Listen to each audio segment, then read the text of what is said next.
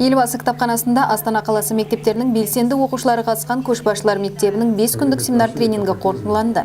Семинарға елбасы кітапханасы жанынан ашылған Кемел ел мәдени білім беру жұмысы және жастарды тәрбиелеу орталығының және Жас ұлан ұйымының мүшелері қатысты.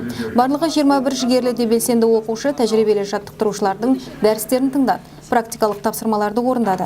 Пікірталас алаңына қатысты өз бизнесін ашу негіздері, әртүрлі әлеуметтік жобаларды жүзеге асыру дағдыларын меңгерді. Және Қазақстан Республикасы тәуелсіздігінің 25 жылдығына арналған бейнероликтер дайындады. Аталған семинардың әрбір күні белгілі бір тақырыпқа арналды. Бірінші күн команда құру негіздері, екінші күн көшбасшылық қыр-сыры, үшінші күн шешендік өнер және тайм-менеджмент, төртінші күн бизнес жобалар жасау және бесінші күні конкурстық тапсырманы таныстыру және қорытынды шығару.